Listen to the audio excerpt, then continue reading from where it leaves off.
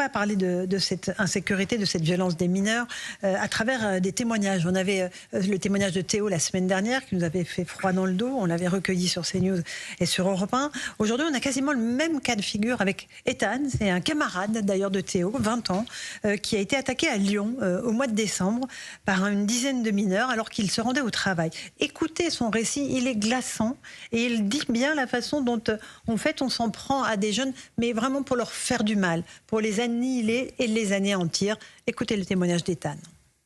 Au moment où je passe devant eux, il y en a un qui me course et en fait, sans trop comprendre parce que ça allait très vite, j'ai pas eu le temps de me tourner, qu'il y en a un qui me met un coup. Qui me met un coup à la hanche, ce qui me fait tomber en fait de ma trottinette, ce qui me déstabilise. Moi, à ce moment-là, je tape la tête contre le trottoir. Je suis complètement sonné. Je comprends pas ce qui vient de se passer.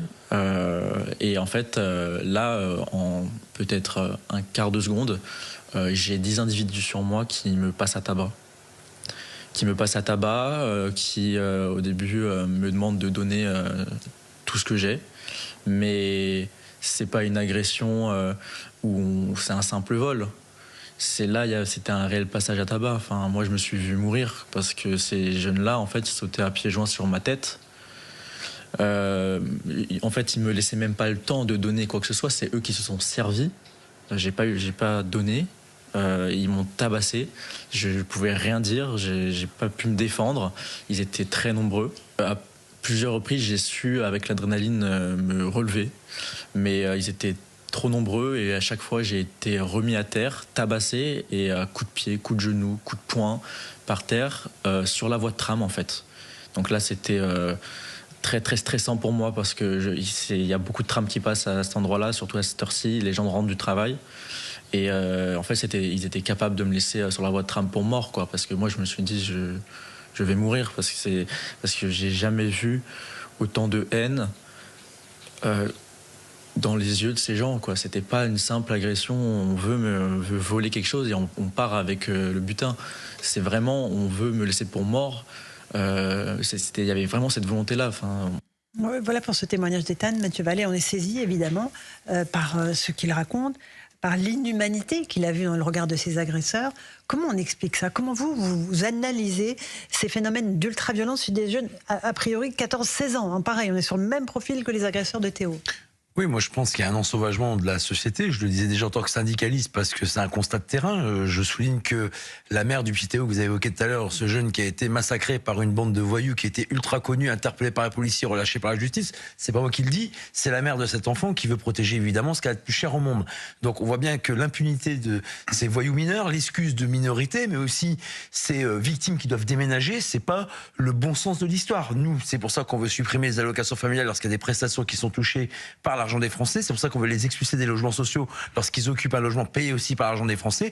Et moi, je vais même plus loin. On supprime l'excuse de minorité et dès 16 ans, on est jugé comme un majeur. C'est déjà le cas. Vous le savez, Mathieu Vallet. Actuellement, le juge peut écarter l'excuse de minorité. Vous avez raison de nous demander de préciser, Mme Ferrari. On veut que ça soit systématique. Là, c'est à l'appréciation du magistrat. Là, on veut que ça soit systématique. Parce qu'il est normal que quand on se comporte comme un adulte, on soit jugé comme un adulte. Et puis, je rajoute que c'est évidemment moins grave parce que ça concerne les biens et pas les personnes.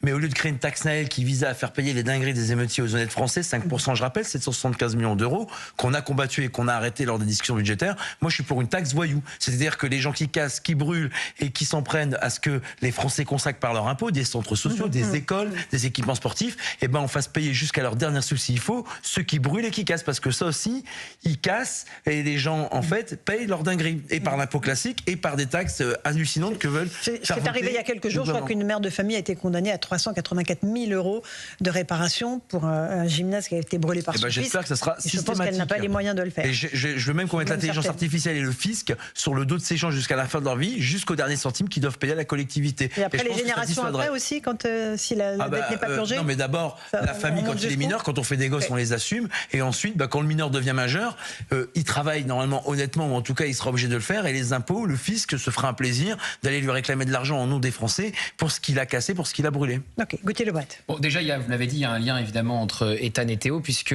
selon les enquêteurs, c'est la même bande, ou du moins des personnes ont participé, des individus ont participé aux 2 lynchages, avec un modus operandi qui est le même, c'est-à-dire qu'on saute à pieds joints sur la tête de celui qu'on cible. Donc, on a envie de le tuer. Dans l'affaire de Théo, il y a un jeune de 15 ans, il est connu dans 25 affaires. 25 affaires à 15 ans.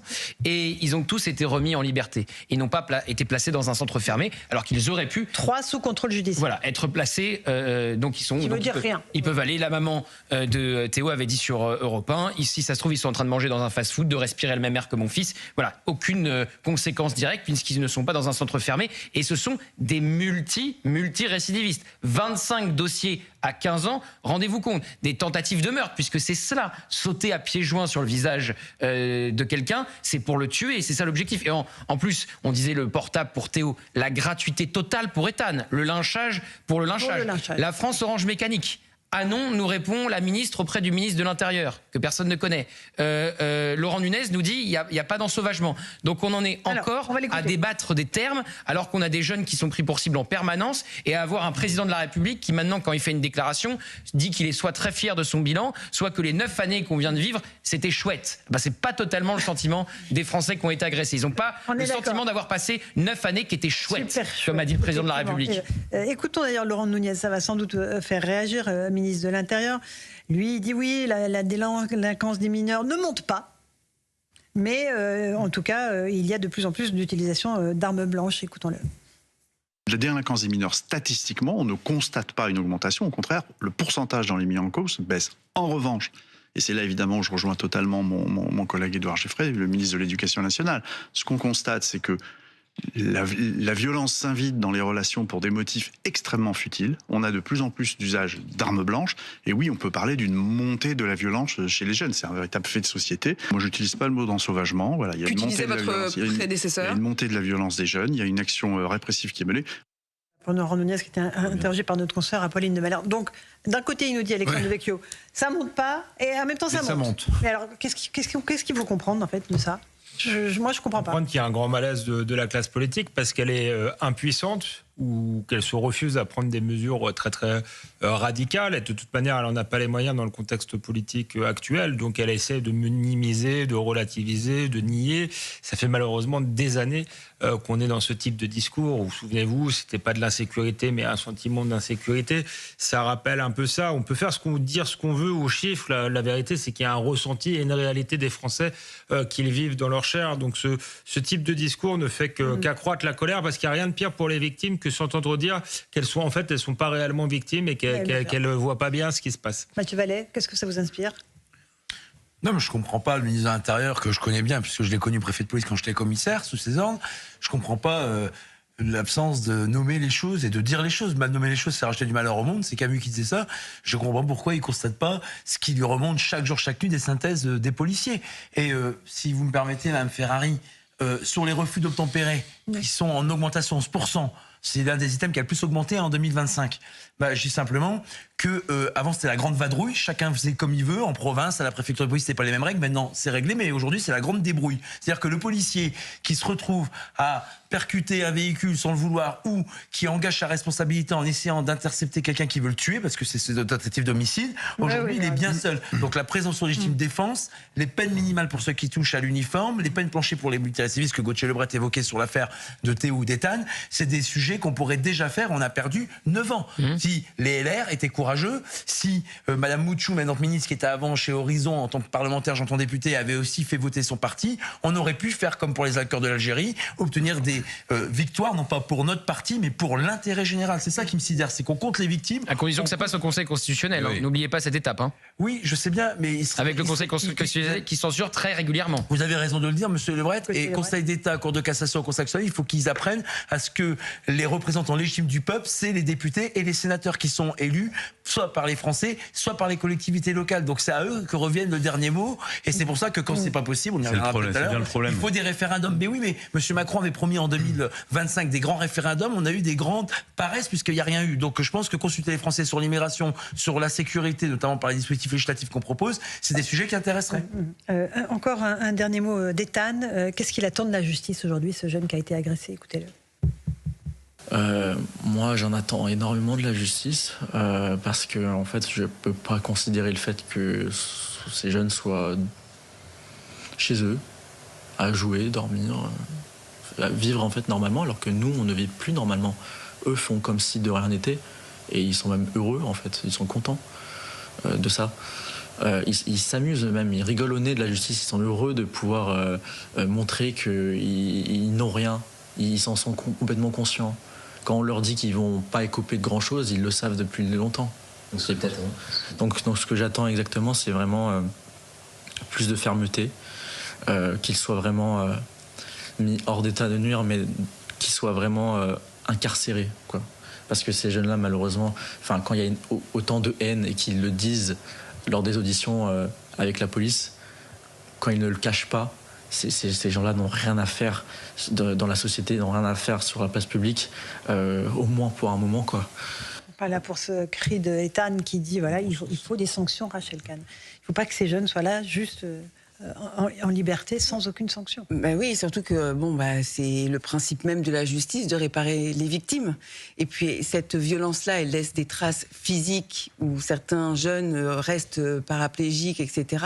Mais elle laisse aussi des traces psychologique. Et normalement, si on ne veut pas punir justement les agresseurs et les barbares, au moins qu'on le fasse pour les victimes et mettre la victime au centre. Éric Revel. Ce que dit Ethan avec calme et détermination, je pense qu'on peut tous le partager. C'est-à-dire qu'on attend de la justice, mais on le répète, la fermeté, des peines minimales pour ces barbares. Bon, ce qui me frappe quand même, la déclaration du ministre de l'Intérieur, je comprends pourquoi il relativise les chiffres avec une incohérence qui n'est pas relative pour le coup, puisqu'il dit à peu près le contraire au début, à la fin. Mais parce que si il admet qu'il y a un ensauvagement et que cette jeunesse barbare n'a plus de limite, immédiatement après, on lui demande des comptes. On lui dit, mais alors qu'est-ce que vous faites pour lutter contre cet ensauvagement? Donc il vaut mieux mettre la poussière sous le tapis, parce que quand vous êtes ministre de l'Intérieur, on attend que vous soyez efficace. Puis Gauthier parlait tout à l'heure de l'affaire de Théo et d'Ethan, avec une partie des jeunes agresseurs, des barbares qui sont les mêmes. Eh ben, dans les réquisitions, vous avez la même chose. Interdit de vous voir, interdit de rentrer en contact. Qu'est-ce qu'on a tiré d'Elias? Rien du tout. Ces deux meurtriers qui ont assassiné avec une machette de 40 cm ce gamin qui rentrait du football, la justice leur avait aussi interdit de se voir. Ça les a pas empêchés de commettre ce crime atroce. Gauthier Lebret. Et vous voyez sur Elias, puisqu'on faisait le bilan du macronisme et de ces 9 années qui étaient chouettes selon le président, la loi Belloubet-Dupond-Moretti, écrite par Nicole Belloubet, soumise au vote des députés par Éric Dupond-Moretti, ce qu'on a appelé la césure. On condamne, on donne la sanction 6 mois plus tard, et c'est dans ce laps de temps qu'Elias a été tué par ces deux jeunes hommes. Après, vous avez Gabriel Attal, qui était le Premier ministre d'Éric Dupond-Moretti, qui dit qu'il faut faire une loi pour changer cette loi qui a été portée par son ministre de la Justice. Donc on se retrouve avec les macronistes maintenant qui font le bilan du macronisme et qui essayent de détricoter ce qui a été fait pendant 9 ans. Donc on va avoir une campagne présidentielle où chacun va vouloir jouer la rupture avec le président de la République. Tous ces anciens premiers ministres, d'ailleurs, ils n'ont pas attendu la présidentielle pour commencer à le faire. Et donc ça donne des situations absolument lunaires où c'est des anciens premiers ministres qui détricotent les lois de leur propre ministre de la Justice. Bien sûr. Mais c'est surtout qu'il n'y a rien qui change. La gendarme Mélanie Lemay qui a été traînée sur un refus d'obtempérer, qui a été tuée. L'auteur qui a été désormais condamné était ultra connu de la police et de la justice. Pareil pour Éric Comines, sa veuve Harmonie Comines. Là, les familles des victimes prennent enfin la parole. Ça fait du bien d'entendre les familles de vraies victimes et pas ceux des voyous. Pareil, le suspect qui est en détention provisoire, avec cette instruction qui est encore en cours, multirécidiviste. Pour Elias, le contrôle judiciaire interdisait les 2 suspects qui ont poignardé cet enfant pour un portable, 14 ans je rappelle, alors qu'ils ne devaient pas rentrer en contact, ils habitaient au même endroit. Et maintenant, on apprend que pour Théo, c'est une bande dont l'un des suspects, Gauthier Lebret le disait sur le plateau, 25 accusations. Mais en fait, les gens ne comprennent pas que les magistrats qui peuvent se tromper, mais comme les policiers, sauf que les policiers, c'est c'est package complet. C'est IGPN, c'est procureur, c'est hiérarchie, etc. Les juges doivent aussi rendre des comptes quand ils commettent des erreurs. C'est pas atteindre leur indépendance de dire ça, c'est susciter le respect et la confiance. Je rappelle qu'aujourd'hui, il y a une grande défiance des Français vis-à-vis de leur justice. Dernier mot, Alexandre. C'est très juste. Moi, je me demande quand même s'il n'y a pas une forme de non-dit sur cette double affaire Théo et Ethan, parce que là, on a quand même affaire à une bande organisée qui agit, semble-t-il, avec un mode opératoire, avec une forme de préméditation qui visiblement choisit ses victimes. Il faudra peut-être savoir pourquoi elle choisit ce type de victimes. Est-ce que ce sont des gens qui ont l'air justement bien élevés, de respecter les lois? Il y a une forme malgré tout, d'hostilité et de logique territoriale, je pense, dans ce type d'agression qu'il faudrait aussi assumer de définir et de combattre.